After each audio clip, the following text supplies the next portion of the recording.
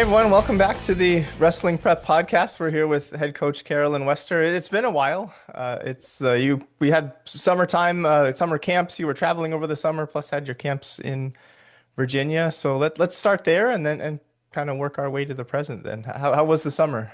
Well, the summer was fantastic. We started out in Louisville, Kentucky, and then we had a camp in Montana, and then we were in Pennsylvania, and then we started our camps, as you Hmm. know, at the end of June. And we had this year, I thought we had kids from 31 states and five foreign countries, but we ended up being from 38 states Wow. and five foreign countries, Okay. in camp one. And then I went and did another clinic in PA. And then we were for week two. And this year we had the coaches clinic. As you know, you were there. And I Right. Right. felt like it really upgraded because we had such outstanding speakers to cover a variety of facets of coaching with Hmm. Kenny McCarty and Melissa Ritchie. Right. And Right. I thought we got a substantial amount of technique done. Hmm. How did you feel about that? No, I'd like the seeing both aspects as well. Like the technical aspects, of course, I'm always eager to learn about position and movement and things like that. But it was nice to step off the mat for a couple of hours over the weekend and talk about some of the other aspects of our sport, like the emotional aspects of training and dealing with coaches and coaches dealing with kids and all of that stuff. It was because you can know all of the technique, but if you can't communicate that clearly to a wrestler, and if the wrestler isn't able to sort of advocate for themselves with their coach, then that situation doesn't matter how knowledgeable someone is. So that was nice to get that perspective too. I was really impressed too with the inclusivity of the other coaches Hmm. attending the clinic, how Right. many of them were, got emotionally involved in the conversations and expressed themselves and their feelings and the conflicts they have with maybe the schools they are and what they're trying to convey and navigating how kids learn and the parents. I mean, I felt like it was exceptionally beneficial, and we had some really incredible coaches there of such Hmm.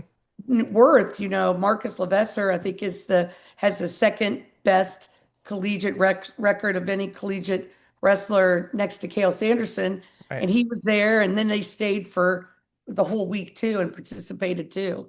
Yeah, I know. And they've been asking to have you come back up to Minnesota, and there's some plans to do that next summer, right?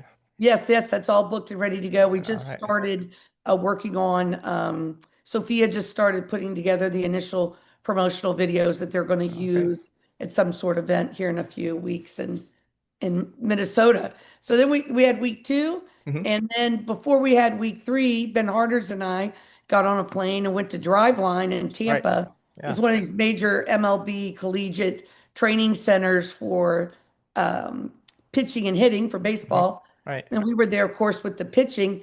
And it was so great because they motion captured Ben, and we could see the increase in the velocity of his shots based on the position he started the shot out of, and whether he was using his trail leg or his lead leg and all of those things. And it Interesting. was mesmerizing. Okay. Did the numerical analysis there? I know you have really good eyes and have sort of a coach's intuition with a lot of these things. Did the video and the mathematical analysis that you were able to see there did that change your thoughts on anything? Well, it made me feel more confident in Okay. what we were saying. So, for example, they wanted Ben to get on this plate and squat jump up. And they thought it was going to have this incredible force because they see how Ben uses his body. Right. And I said, oh, he's not going to have it. It's going to be below average. And they're like, why? And I said, because wrestling isn't from squats. It's not from box jumping. Hmm. I mean, those things are great. And I'm not saying somebody shouldn't do that, but if you have limited time, it probably wouldn't be on the top of the list because you Right. could do some of the things we do and it'd be more powerful. So when I had Ben go on his toes, put his knees forward at 45 degrees, calf hamstring up, which would be equivalent to him calf hamstringing parallel to the mat, Okay. it Right. just went off the charts. It was Right. so much faster, so much more power, and they were blown away. Yeah, so he Blown was able away. to better express power in a position that he was familiar with because he works in that position all of the time No, instead well, of no, that I mean that's there's no place where No, that's not what I'm saying. What I'm Okay. saying is that they felt that the most powerful position in the world had to be from the squat. Okay. Right. And so if you squat, jump up in the air, that should give you the most power. I have no idea where squatting, bringing your glutes to your heel, Yeah. has much to do with maybe pitching potentially, Okay. but certainly not in wrestling. We're not Right. sitting on Right. heels. Yeah. Yeah. Yeah. So, Makes sense. so when they looked at the comparison between the other athletes who could squat, jump, Ben's knees forward jump was higher, more Okay. power. Yeah. Okay. As he does that jump all the time, and yeah, Well, it's just more powerful. It it's a doesn't have better anything to do, position it doesn't regardless. have Yeah. anything to do with how Okay. much he Okay. does it. It has to do with the top of the glute and the hamstring. And then there was Yeah. another scenario in which he's rotating, and when he rotated out of an L level stance or from front somersault shoot or knee run off his knees where his legs were at 90 degrees, it was he rotated, his feet rotated at 96 miles per hour. And when he did it just standing still, like from a round off, it was 91 miles per hour.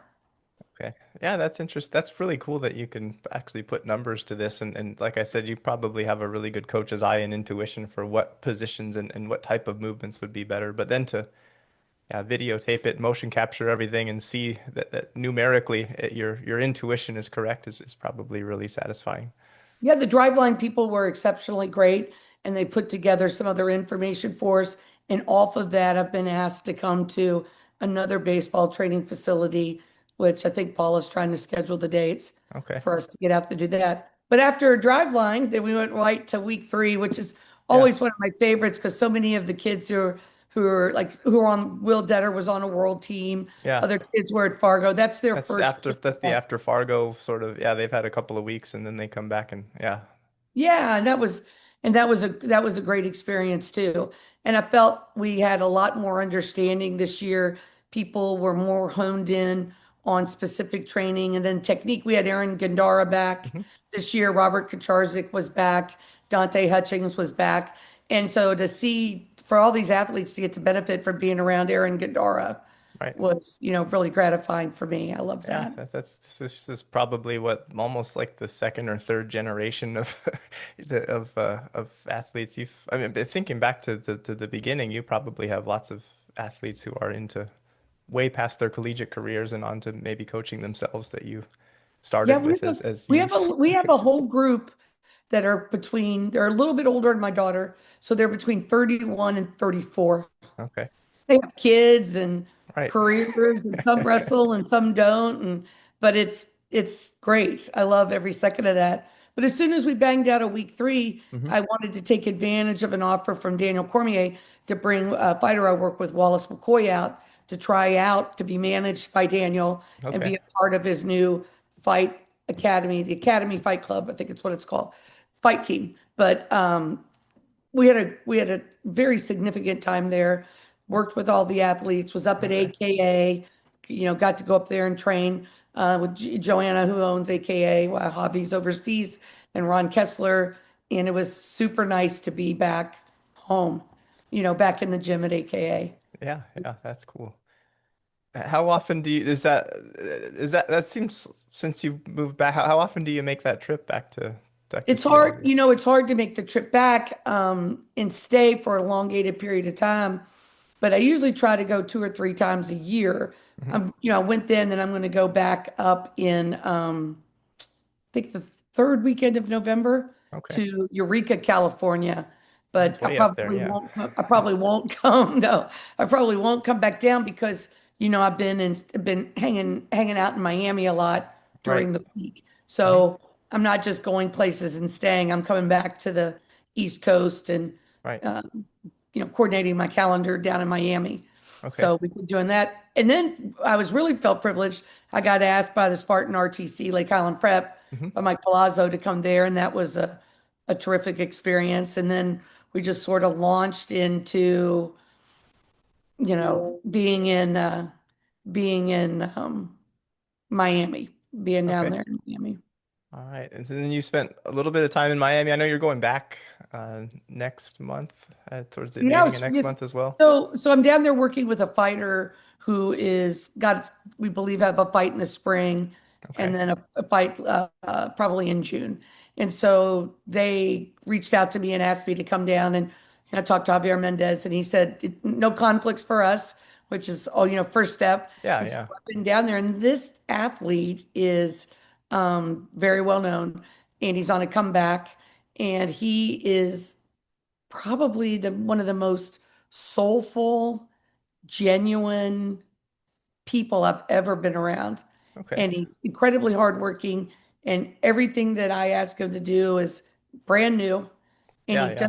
he just doesn't flinch. He just jumps right in and does it the best.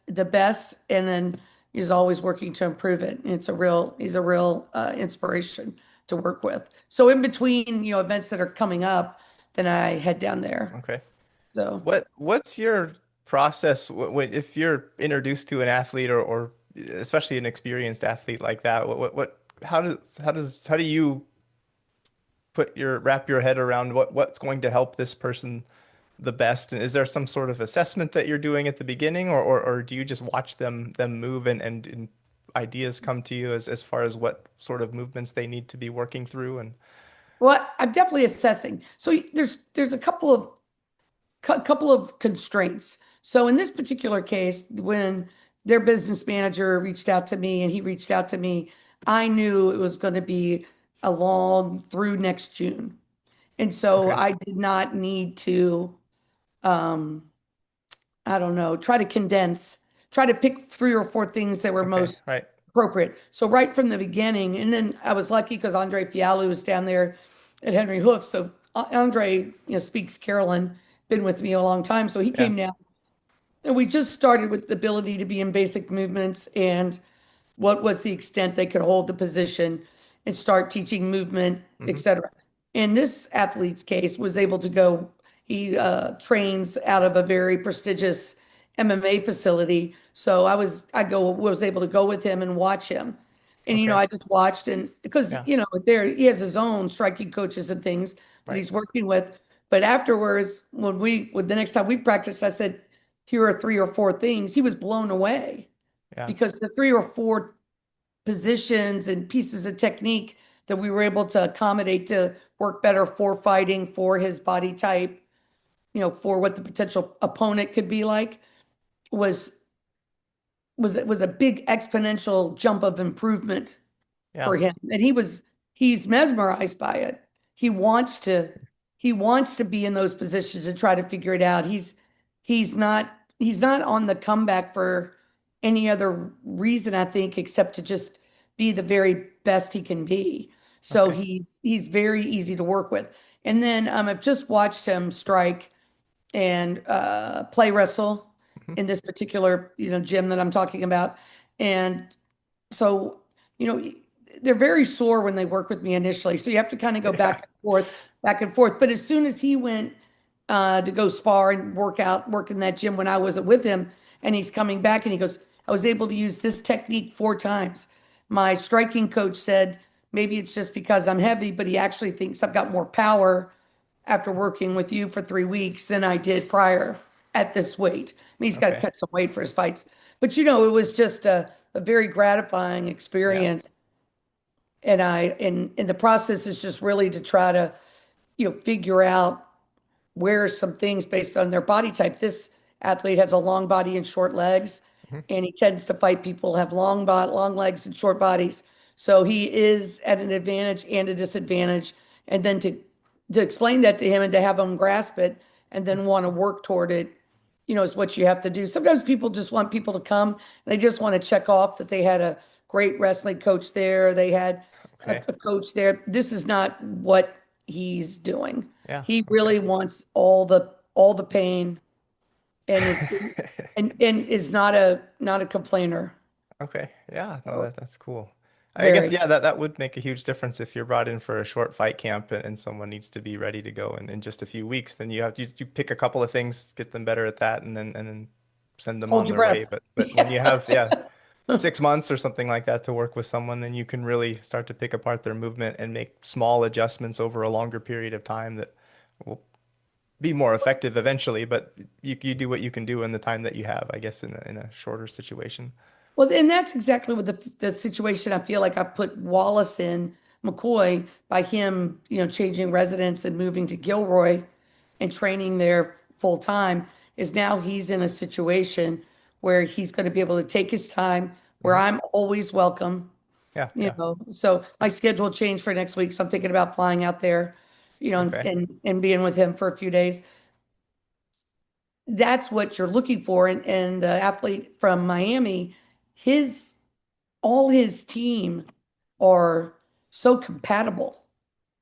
And so there's no conflicts, there's no anything. And he's a full custody dad too. Okay. So he's got it going on. All One's right. in high school, Yeah. one's younger, and he's doing all those things with all of them too, and training twice a day and driving income, Hmm. and managing businesses with various partners of various degrees. Some are in charge of the whole business, some are not, and at the same time working very hard on himself personally to be a better person. Sometimes in the morning when I'm on the other side of this property, and when I come over to the main part, I hear him, you know, listening or reading or speaking to himself, Hmm. trying to make himself better in the 12 minutes he has before Right. he's taking the middle school kid to school, or you know what I mean. Right. Right. He's not wasted sitting around going, I feel sorry for myself. He's really Yeah. great. That's good. Yeah. No, I find that with myself sometimes too, that when you take too much of a break and don't have anything to do, it's easy to just once your schedule fills up, maybe you fill up your schedule a little more than you think that you can handle, and you actually probably are more dialed in for each of the individual things than you would be if you left your calendar wide open and tried to focus on one thing sporadically. If you I just remember I think you're right. I remember once a long time ago, Daniel was going to fight Frank Mir, I think. And they had a subspecial I saw, and Frank was talking about how he had to leave his house and leave his wife and kids to concentrate for this fight. And I was kind of laughing because I'm like, oh, Daniel's going to kill this dude. And someone said, why? And I said, because Daniel is living in a 1 or 2 bedroom apartment, sharing a car with 2 children under the age of 4, right. running middle school and high school practice, training twice Yeah. a day himself. Do you know what I'm saying? He was on the Right. hustle. Well, And when you're in practice, you got to be at practice. When you're training, you have to be training. You can't be. And when you're driving yes. the kids to school, you got to be driving. You can't be other places. So it's very regimented, and you're focused on the one thing that you're doing at that Yeah, I knew time. I And knew that that, was going to be a great success for Daniel. So, yeah, but anyway, back to what we were talking about. yeah. It's a really great to be working with this particular group of athletes. I know he has the same management as Habib and Henry Okay. and those guys who I'm, really comfortable with. They're Right. comfortable with me, and so that makes it good. And then let's see, I went last week to Calatosa, Oklahoma, Hmm. which turned out to be really great. Yeah. And I had a good time being in Tulsa. And then I was here this week. There's an athlete from Switzerland. You might probably remember him, Ivan Zorik. He was on one of our podcasts. He's been Okay. out Right. here all this week training. Yeah. So that's been good. I've been taking him over to One Way, and he was working with the collegiate wrestlers at Marymount, and working Okay. with me privately. And I think he would say it's been a really great experience for him. That's awesome. For people, I don't think they understand. Like if you come, we get messages and ask if we do private lessons.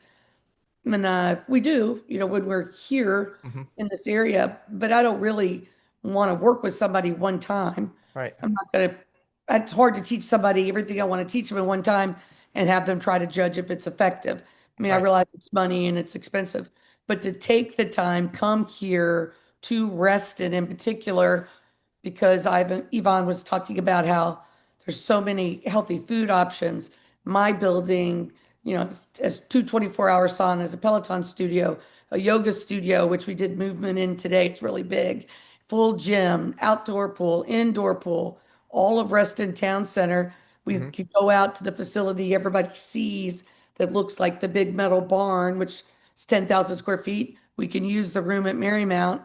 We can go over to Kaizen MMA, or we can go over to Muhammad Ali's place, Hmm. One Way Mixed Martial Arts. So there's all kinds of people, all kinds of capabilities. I have a really good massage person here. There's an infrared cold plunge place. I mean, it's a really great place to have a camp. And we've discussed this fighter in Florida wants to come up for a couple of weeks, and then probably Okay. we'll do one of the fight camps here because we Okay. think he's going to be in a fight, potentially close to this area. Yeah. Do you find, is it common? I'm thinking about like kids coming to camp one summer and then the next summer. Is it different with every athlete, or does it usually take a certain amount of time working with you to really make that there's probably one place where there's things start to click, and at first they're just doing the movements, and they're getting their body able to move in the ways that you feel are most efficient, but then there's got to be a point where that sort of clicks over into what they're doing when they're competing, whether it be on the mat or in the octagon or anything. Is that different with every athlete, or have you noticed any patterns as to how I think there's definitely patterns. So one of the athletes that was here for 3 weeks this summer is a BJJ practitioner, Mhm. and he wanted to learn how to wrestle. He was pretty young, probably 13 or 14. His dad was with them every camp. They got an Airbnb, didn't stay on campus with us. Mhm. And he was just at I think it was an ADCC tournament in New York, and he did so well, and he ran into all these other athletes who'd been at summer camp, Okay. including Jacob Borman, who got two golds there, Mhm. and Sophia's significant other. Right, right, yeah. And yeah, you were there with him. And he was able to pick up a lot that he used. So the Mhm. other athletes that were there from summer camp was like, oh, he wide legged, oh, he second story pivoted, he did this. Like you'll see that in it right away.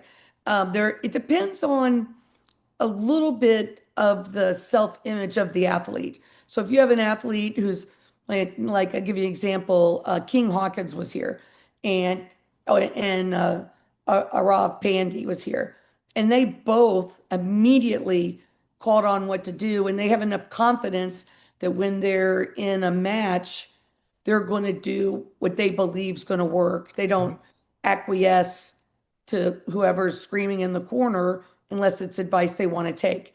I think people with that kind of a personality do better right away Mhm. because they immediately believe they're going to be successful. If you have someone who says, I don't know if I'll ever be able to do that, and I'm like, are you mean physically, or do you think you're going to get reprimanded? Mhm. And then that's a different kind of person.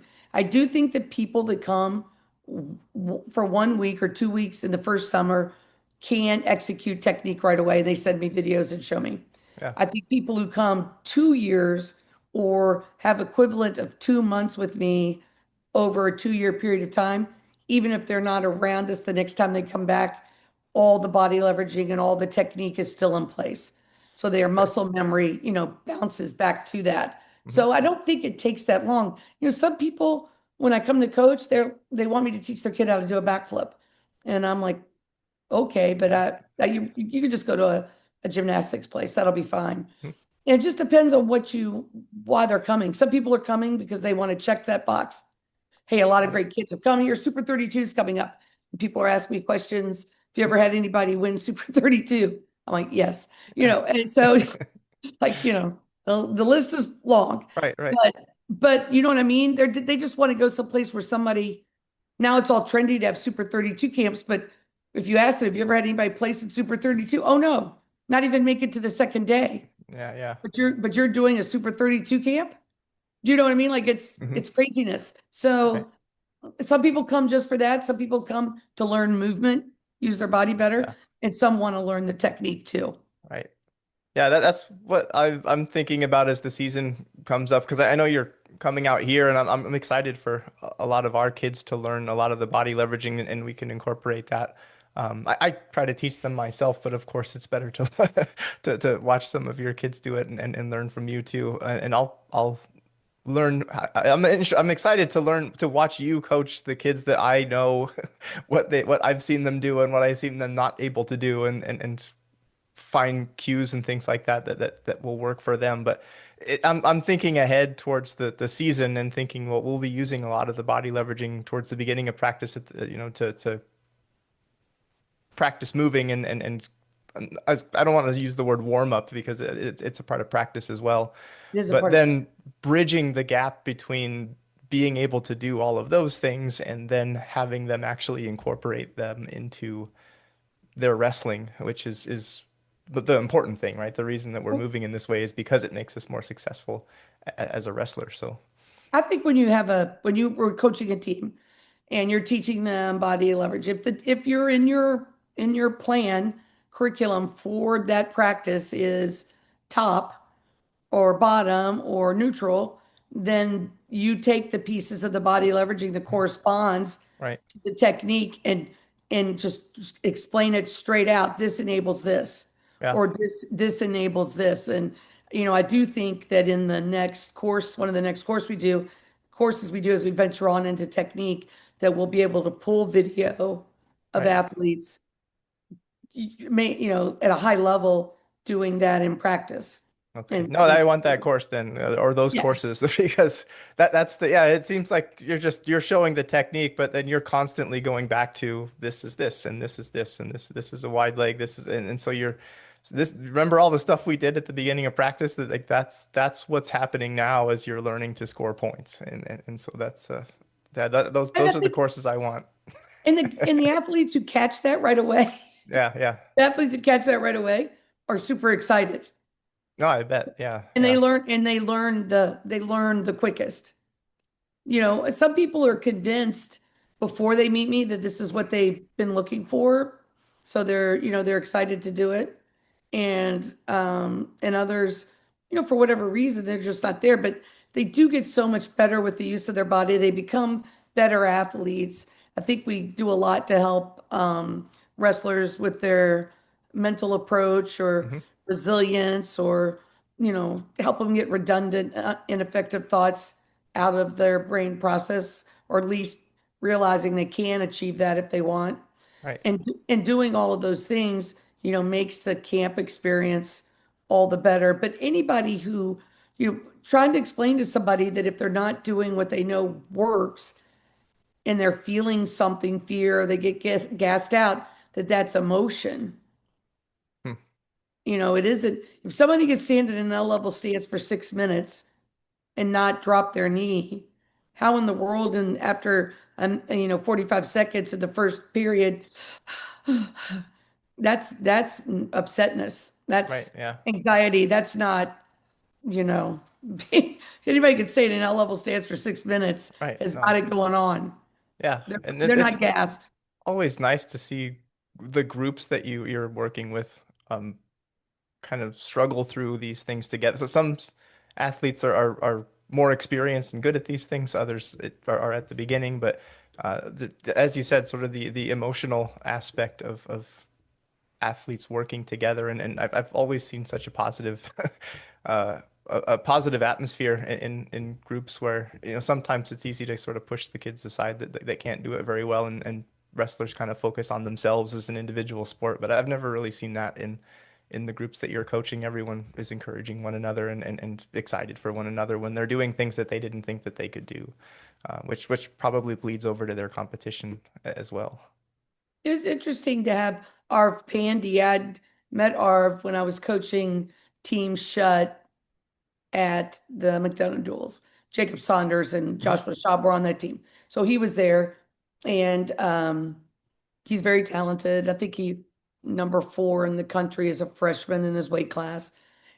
And when they registered and came, I didn't know what that experience was going to be. He goes to the same school as Will Detter Okay. and Jordan Magnetti. So, I mean, I knew that he had heard good things, but his just attentiveness and staying after and doing things repeatedly. If we did it 15 times in practice in a row, he came back and did it for another 45. He Mhm. just, and that was exciting because somebody who is already as good at that, someone who already is getting sycophantish attention from people at duels and stuff. You know what I'm talking about. Yeah. No. He's completely open.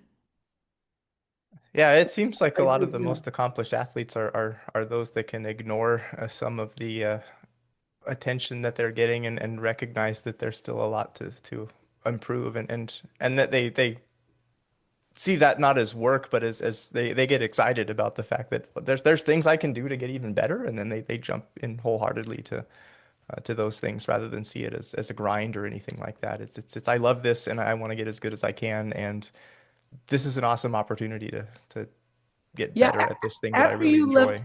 after you left in week two, because Gandara was there Mhm. and some other people, we had a group of about 20, 30 that came every morning at 5 a.m.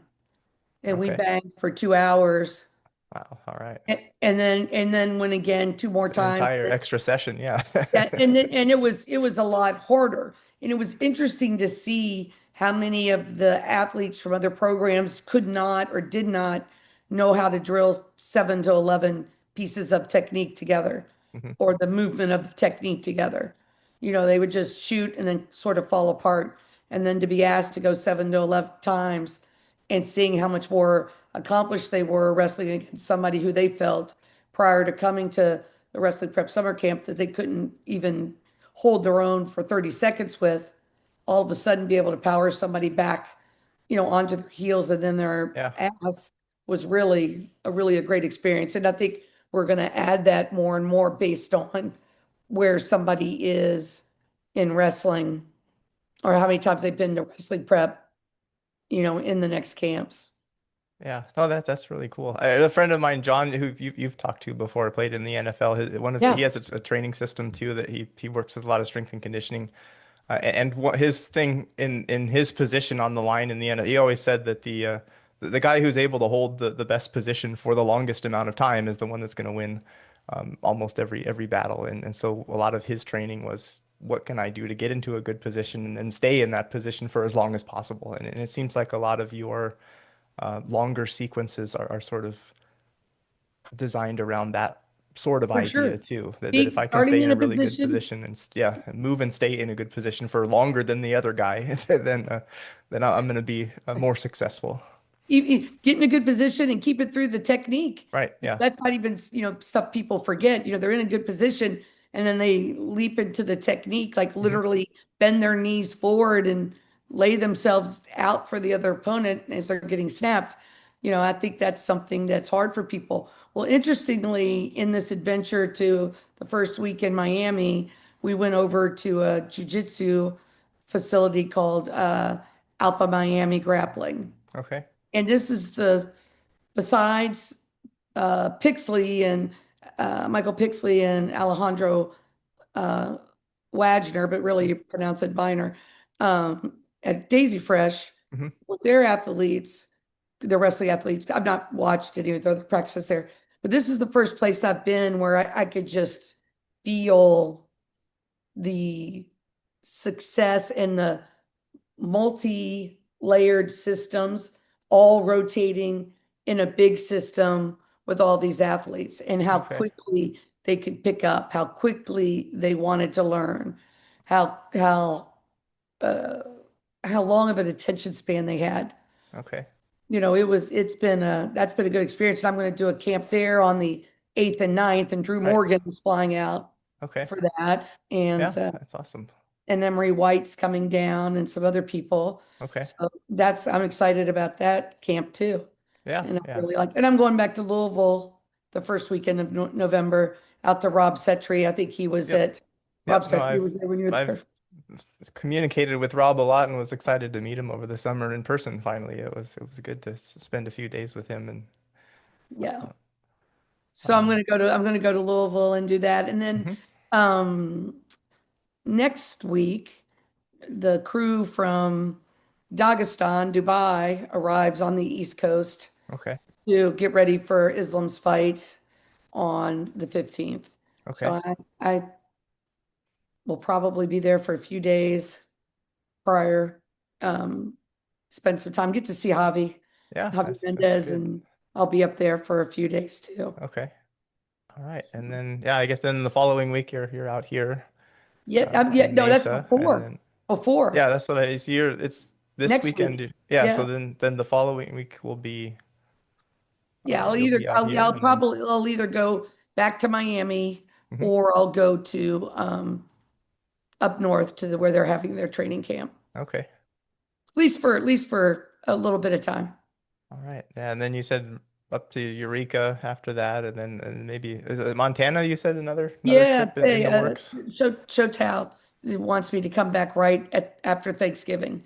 So we'll see how that goes. And then, I'm hoping we're going to be ready to start letting people register for camp, for wrestling prep camp Hmm. for next summer, 2026, Okay. right around Black Friday. And then we're going to put the course on sale. The courses are going to do our annual Black Friday sales. Right. Right. That's correct. Yep. Yeah. Yeah. That's your thing.